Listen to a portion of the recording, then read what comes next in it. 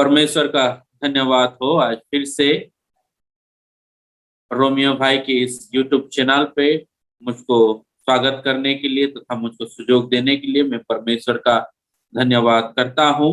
और आज के इस दिन में जो परमेश्वर का वचन हम सबके सामने रखा जाने वाला है वह है लूका रचित सुसमाचार उसका 9 अध्याय 23 पद। लूका रचित सुसमाचार उसका 9 अध्याय 23वां पद। यहाँ पर ऐसा लिखा गया है, उसने सबसे कहा, यदि कोई मेरे पीछे आना चाहे तो अपने आप से इनकार करे और प्रतिदिन अपना क्रूस उठाए हुए मेरे पीछे खोले। आइए हम वचन को सुनने से पहले प्रार्थना करें। सर्वशक्तिमान दयामय परमेश्वर, धन्यवाद देते हैं आज के इस दिन के लिए जो आपने हमारे प्रत्येक के जीवन में दिए हैं। धन्यवाद देते हैं परमेश्वर जो वचन आज हमारे सम्मुख में लाया गया है, इसके ऊपर आप अपने अनुग्रह प्रदान करना। हाँ परमेश्वर, इसको जितने लोग सुनेंगे प्रत्येक के जीवन में आप अपनी पवित्र आत्मा के द्वारा कार्य करना। प्रार्थना करते हैं परमेश्वर, मैं अपने आप को आपकी चरणों के निकट में सौंपता हूँ। मुझको इस्तेमाल कीजिए और अपने पवित्र वचन को मेरे द्वारा लोगों में आप बांटिए बोल के मैं प्रार्थना अनुरोध करता हूँ। प्रत्येक विषय को आपकी चरणों में सौंपते हुए यीशु के नाम से ये प्रार्थना करते हैं, आमीन। आज जब हम इस सुबह को परमेश्वर के वचन से पढ़े, लूका रचित सुसमाचार उसका 9 अध्याय उसका 23वां पद में कहा जाता है कि अपने अपने क्रूस को उठाओ और प्रभु के पीछे, प्रभु यीशु के पीछे हो लो। उस आधार पे मैंने जो थीम आज प्रस्तुत किया है वो ये है कि क्रूस के ऊपर से हमारा शिक्षा क्या है, क्रूस के ऊपर से हमारा शिक्षा क्या है। अगर अंग्रेजी भाषा में इसको कहा जाए तो lesson from the cross, lesson from the cross. अगर हम देखेंगे क्रूस का चिन्ह या क्रूस का परिचय हमारे मसीही जीवन में एक बहुत बड़ा भाग लेता है, एक बहुत बड़ा आकार लेता है। जब हम क्रूस के बारे में पढ़ते हैं, उसके बारे में मनन करते हैं, तो आइए क्रूस के बारे में हम पढ़ेंगे कि पहले शताब्दी में जब रोमियो शासक थे, रोमियो का अंपायर था, तो उस समय किस प्रकार के नियम थे, किस प्रकार के कानून थे और जो लोग उसको फॉलो करते थे। जब रोमियो का शासन था उस समय हम अगर देखेंगे तो उस समय ऐसा परिस्थिति था, जो रोमियो सरकार थी वह जो कैपिटल पनिशमेंट होता है, जो सबसे दर्दनाक पनिशमेंट होता है, वो था क्रूस पर चढ़ाना। आज अगर हम अपने भारत देश में देखेंगे तो जो कैपिटल पनिशमेंट है वो फांसी का सजा है। जो लोग बड़े बड़े क्राइम करते हैं, रेप होता है, मर्डर होता है, देश के विरोध में जाते हैं, कानून के विरोध में जाते हैं, बड़े बड़े क्राइम करते हैं, तो उनको फांसी का सजा दिया जाता है भारत देश में। लेकिन उस समय पहले शताब्दी में रोमियो सरकार के द्वारा फांसी नहीं था, लेकिन वो क्रूस पर चढ़ाया करते थे। जैसे कि अगर आप रोमियो सरकार से बिलोंग करते हो, अगर आप रोमियो नागरिक हो, तो आपके लिए ये क्रूस का जो दंड है वो नहीं मिलेगा। जैसे कि हम देखते हैं प्रेरित पौलुस के जीवन में, वो एक रोमियो नागरिक थे, रोमियो सरकार से वो बिलोंग करते थे और इसीलिए उनको क्रूस में दंड नहीं दिया गया, बल्कि उनका सिर को कलम किया गया। लेकिन जब पतरस के जीवन में हम देखते हैं तो पतरस रोमियो की नागरिक नहीं थे, रोमियो की आइडेंटिटी उनके पास नहीं था, उसी के कारण उनको क्रूस पर चढ़ाया गया था। और ऐसे नियम बनाए गए थे कि जो लोग रोमियो सरकार से बिलोंग करते हैं, रोमियो नागरिकता में रहते हैं, उनको ये अधिकार दिया गया था कि वह कभी भी क्रूस पर चढ़ाए नहीं जाएंगे। और क्रूस में चढ़ना एक सबसे अपमानजनक बातें थी। जो लोग बड़े क्राइम करते हैं या बड़े आरोप जिनके ऊपर लगता है, अगर वो साबित हो जाए उनका आरोप सही है, तो उनको क्रूस के ऊपर चढ़ाया जाता है। और क्रूसिफिकेशन उन्हीं के लिए रिजर्व था जो लोग सरकार के विरुद्ध में और उनके नियम के विरुद्ध में जाया करते थे। लेकिन जब हम देखते हैं कि क्रूस से हमको क्या शिक्षा मिलती है।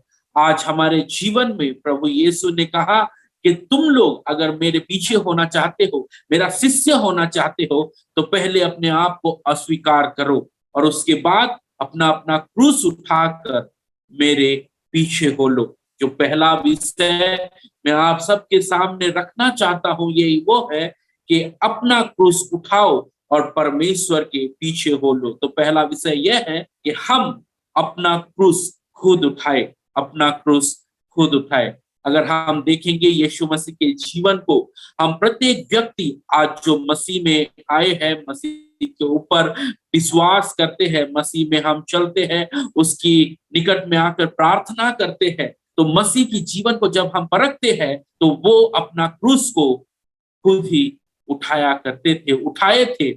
जब वो काल्वरी के ऊपर जा रहे थे, जब उनके शरीर में बहुत सारे चोट आए थे, जब उनके शरीर में, उनके सिर पर कांटों का ताज किया गया था, कोड़ों के द्वारा उनके शरीर पर मारा गया था, फिर भी वो अपने क्रूस को उठाकर आगे बढ़ रहे थे। लूका रचित सुसमाचार उसका 9 अध्याय 23 पद को जब हम पढ़ते हैं तो वहां पर यीशु मसीह कहते थे तुम भी अपना क्रूस को खुद उठाओ।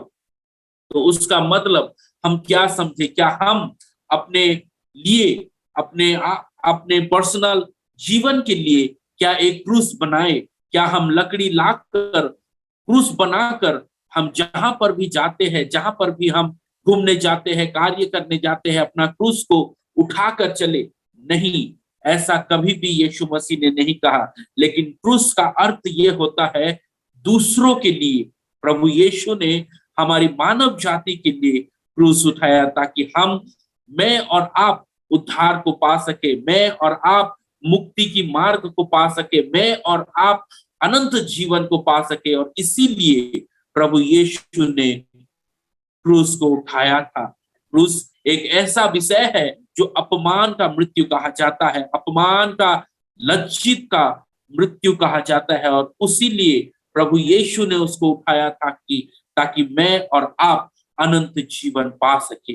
मेरे प्रिय भाइयों और बहनों, प्रभु यीशु मसीह ने क्रूस को उठाया था ताकि मैं और आप अनंत जीवन पा सके। जैसे कि हम देखते हैं कि प्रभु यीशु अपने क्रूस को उठाए थे, और क्रूस का जो पहला शिक्षा है कि मैं और आप भी अपना क्रूस को उठाए, उसका अर्थ ये होता है कि हम जब प्रभु में आए हैं, प्रभु मसीह में पढ़ रहे हैं, परमेश्वर पिता की आज्ञा को पालन करने के लिए सोच रहे हैं, तो अपना क्रूस उठाने का अर्थ ये होता है कि प्रभु के लिए हम कष्ट उठाए, प्रभु के लिए हम अपने जीवन में चैलेंज को लाए, ताकि हम उसके लिए कष्ट उठाकर दूसरों के लिए ब्लेसिंग बन पाए। आज अगर हम अपने जीवन में देखेंगे, क्रूस का मृत्यु सबसे पेनफुल होता है, सबसे बड़ा दर्दनाक होता है, लेकिन प्रभु यीशु ने इसलिए पूर्ण किया, इसलिए उठाया ताकि वह अपने पिता की दिए हुए आज्ञा को पालन कर सके, वो अपने पिता की दिए हुए वचन को पालन कर सके। आज मसीह जो वचन हमारे लिए छोड़ गए हैं, आज जो बाइबल हमारे सम्मुख में दिए गए हैं, वहां पर कई प्रकार की आज्ञाएं, कई प्रकार की वचन, कई प्रकार की उपदेश मसीही लोगों के लिए दिया गया है। और उस उपदेश को पालन करने के लिए, उस उपदेश को अपने जीवन में डालकर उसके अनुसार अपने जीवन को चलाने के लिए प्रभु यीशु आज्ञा देते हैं। और आज अगर हम अपने क्रूस को उठाए तो उस आज्ञा को पालन करने का हमारा कर्तव्य और हमारा दायित्व है। आज प्रभु यीशु हो सकता है कि उस समय पर पिता परमेश्वर को कह सकते थे कि हे पिता, मैंने तो तेरी हर एक आज्ञा को पालन किया है, मैंने अपने जीवन में तेरी आज्ञा को पालन की और तेरी हर एक बातें को पूरा किया है, मैंने कभी भी अपने मन से कार्य नहीं किया, लेकिन तेरी जो इच्छा है, तेरी जो आज्ञा है, उसको अपने जीवन में डालकर मैंने अपने जीवन को कार्य में डाला है। लेकिन आज प्रभु यीशु ने कोई भी कंप्लेन नहीं किया, कोई भी ऐसी बातें नहीं की जो कि पिता की मन को ठेस पहुंचे, लेकिन अपने आप को वो नम्र कर अपने आप को वह परमेश्वर के हाथों में सौंप कर आगे बढ़ते गए। जब मसीही जीवन में हम आए हैं, ये कोई भी एक ऐसा बात नहीं है कि हम खुशी खुशी अपने जीवन को जिएंगे। अरे जो पवित्र था, जिसका जन्म पवित्र आत्मा के द्वारा हुआ था, जो कोई अपराध नहीं किया था, जिसके जीवन में कोई पाप नहीं था, फिर भी लोगों ने उसको क्रूस पर चढ़ाया था। लेकिन जब हम अपने बारे में सोचते थे, दाऊद कहते हैं कि पाप से मेरी जन्म हुआ है और पाप से मेरी माता ने मुझे अपने गर्भ में रखा था। आज जितने भी मानव जाति हम है, हम सब पापी है, हम हमारे जीवन पाप से जड़ित हुआ है। लेकिन जो यीशु मसीह थे वो पवित्र थे, फिर भी लोगों ने उनको क्रूस पे चढ़ाया था।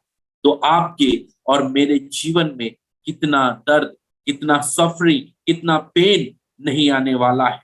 मसीही जीवन एक ऐसा जीवन है कि मसीह के लिए कष्ट उठाना, मसीह के लिए दर्द भोगना, मसीह के लिए दुख भोगना आज हमारे जीवन का हिस्सा बन चुका है।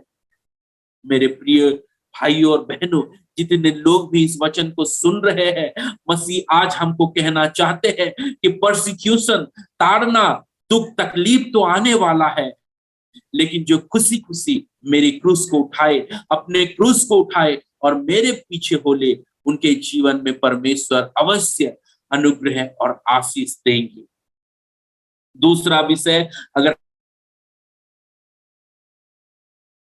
हम क्या शिक्षा मिलता है, तो दूसरा विषय यह है कि हमको लोगों की सेवकाई करनी चाहिए, लोगों की जीवन बचाने के लिए कार्य करना चाहिए। जब हम पढ़ते हैं लूका रचित सुसमाचार उसका 23 अध्याय, उसका 42 और 43 पद में, वहां पर हम देखने के लिए पाते हैं कि जब यीशु मसीह क्रूस पे चढ़ाए गए थे, वो सिर्फ अकेले नहीं थे, उनके दोनों साइड में, उनके दाहिने और बाएं साइड में एक एक चोर को क्रूस पर चढ़ाया गया था। और उनमें से एक चोर ये कहता है कि तू अगर सच में परमेश्वर का संतान है तो अपने आप को बचा और हमें भी बचा। तब यीशु मसीह को देखते हुए दूसरे चोर ने कहा कि ये तो पवित्र व्यक्ति है, जो कोई भी अपराध नहीं किए बगैर यहाँ पर हमारे सामने क्रूस पर चढ़ाया गया है। और वो विनती करता है कि हे परमेश्वर, जब तू अपने राज्य में जाएगा तो मुझे स्मरण करेगा। तब यीशु मसीह ने कहा कि आज शाम को तू मेरे साथ परमेश्वर की भवन में होगा, परमेश्वर की भवन में होगा और मेरे साथ मुलाकात करेगा।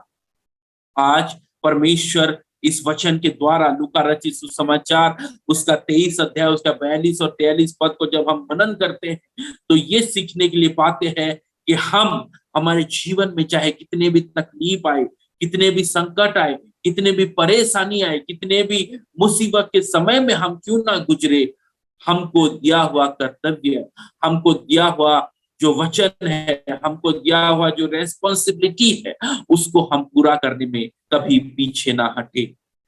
परमेश्वर ने इस संसार से ऐसा प्रेम किया कि उन्होंने अपना पुत्र को भेजा था।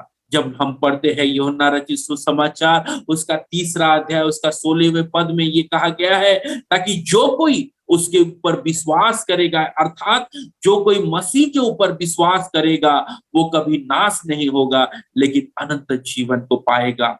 प्रभु यीशु मसीह का इस धरती पे आने का एक ही उद्देश्य था कि ताकि मैं और आप पाप से उद्धार पा सके, पाप से छुटकारा पा सके और अनंत जीवन को प्राप्त कर सके, अनंत जीवन को पा सके। और उस उद्देश्य को, उस दायित्व को, चाहे कितने भी संकट आए, चाहे कितने भी दर्द हो, चाहे कितने भी मुसीबत क्यों ना हो, यीशु मसीह ने अपने जीवन में उसको पूरा किया था क्रूस के ऊपर।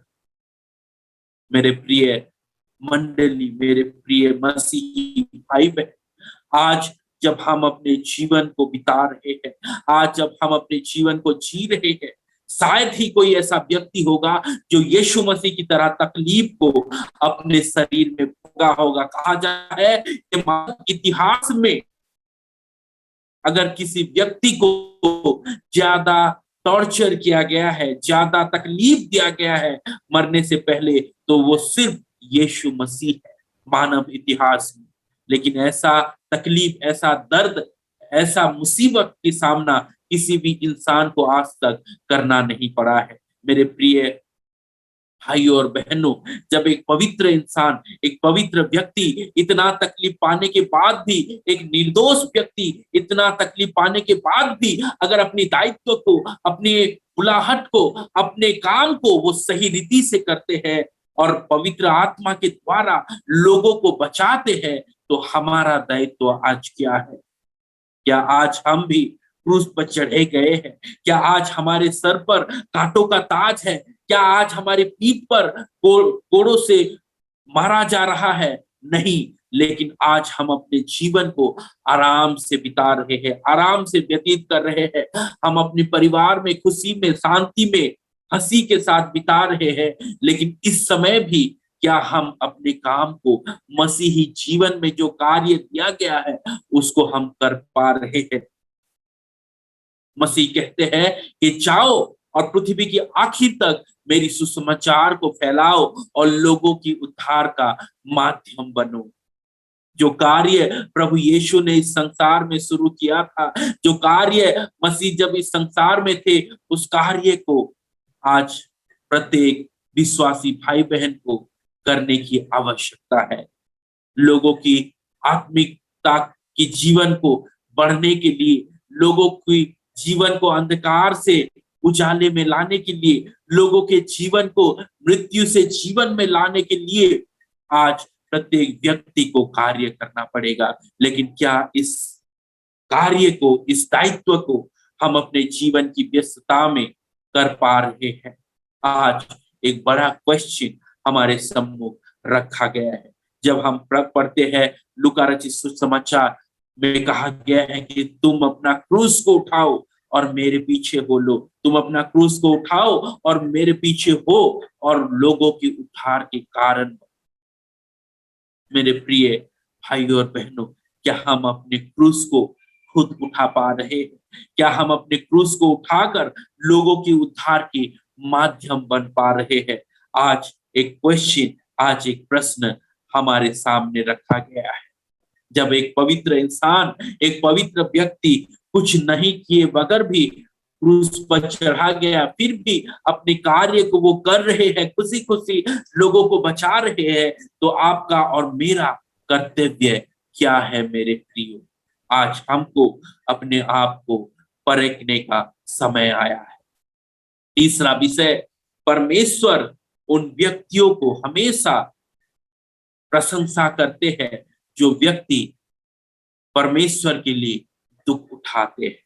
मैं तीसरा विषय कहना चाहता हूं कि परमेश्वर उन व्यक्तियों को हमेशा प्रशंसा करते हैं जो व्यक्ति परमेश्वर के लिए दुख उठाते हैं। जब यीशु मसीह प्रार्थना कर रहे थे ये सब बगीचा में, तो वहां पर कहा गया है कि प्रभु पिता अगर हो सके तो ये प्याला मेरे से हटा ले, मेरे से दूर कर दे, क्योंकि वो उतना भारी था, इतना कष्टदायक था, इतना तकलीफदायक था कि वह उसको उठा नहीं पा रहे थे। लेकिन पवित्र आत्मा के द्वारा उनके जीवन में शक्ति आई। परमेश्वर पिता ने उनको साहस दिया ताकि जो कार्य के लिए उनको पिता ने भेजा था वो कार्य को वो पूरा कर सके। और इतने तकलीफ उठाने के बाद प्रभु यीशु को पिता परमेश्वर ने तीसरे दिन में पुनरुत्थान के द्वारा उठाया और पुनरुत्थान के द्वारा उठाकर उनको लोगों के सामने प्रशंसा दिलाया। लोग ये डर रहे थे, जो 12 शिष्य थे, जो उनके पीछे चल रहे थे, उनके ऊपर विश्वास कर रहे थे, वह लोग डर रहे थे कि जब प्रभु यीशु नहीं उठेगा, प्रभु यीशु जब कब्र से नहीं उठेगा, हमारा क्या होगा। वो भय में थे, वो डर रहे थे। लेकिन जब पता चला कि तीसरे दिन प्रभु यीशु मृत्यु को तोड़कर, मृत्यु से जय प्राप्त होकर वो पुनरुत्थान हुए हैं, वो उठ चुके हैं, तो उन्होंने विश्वास के साथ आगे बढ़ा और प्रभु यीशु की महिमा पूरे संसार में होने लगी। भजन संगीता जब हम पढ़ते हैं वहां पर कहा जाता है, भजन संहिता उसका 126वां भजन उसका 5 पद में कहा जाता है, जो लोग आंसुओं के साथ बोते हैं वो लोग खुशियों के गीत के साथ उसको कटनी करेंगे। जो लोग आंसुओं के साथ बोते हैं वो लोग खुशियों के गीत के साथ, आनंद के गीत के साथ उसको काटेंगे। मेरे प्रियो, आज प्रभु यीशु हमको ये कहना चाहते हैं कि जो व्यक्ति क्रूस की दुख को उठाते हैं, क्रूस के समान अपने जीवन में संकट को लाते हैं प्रभु के कारण, तो उनके जीवन में परमेश्वर की प्रशंसा अवश्य होती है। उनके जीवन में आनंद और खुशी हमेशा आती है। जैसे कि कहा गया है, कोई भी व्यक्ति इस संसार में नहीं है जो उसको इमेजिन कर सके, कोई भी आंखें इस संसार में नहीं है उसको देख सके, कोई भी कान इस संसार में नहीं है जो उसको सुन सके। ऐसा एक मधुर विषय, ऐसा एक आनंद की जगह, ऐसा एक खुशी की जगह परमेश्वर ने अपने लोगों के लिए तैयार किया है। जो उसको चाहते हैं, जो उसकी क्रूस को उठाते हैं, जो उसकी आज्ञाओं को पालन करते हैं, जो उसकी वचन को पढ़ते हैं, उसको मनन करते हैं और उसकी आज्ञाओं के साथ चलते हैं, ऐसा एक जगह परमेश्वर ने अपनी चाहने वालों के लिए तैयार किया है। और आज जब हम मसीह में बढ़ रहे हैं, चाहे कोई भी संकट आए, चाहे कोई भी तकलीफ आए, चाहे कोई भी दुख आए, जब हम मसीह को नहीं छोड़ते हैं और उसकी आज्ञाओं को अपने जीवन में, अपने संसार में, अपनी सोसाइटी में पालन करते हैं और उसकी लोगों को उसकी तरफ आने के लिए माध्यम बनते हैं, अपने विश्वास के द्वारा लोगों को परमेश्वर में बढ़ने के लिए सहायता करते हैं, तो परमेश्वर का रिवार्ड जो है, परमेश्वर का जो प्राइज हमारे जीवन में है, वो अनंत जीवन का गेट है, अनंत जीवन का द्वार हमारे लिए आज खुला गया है।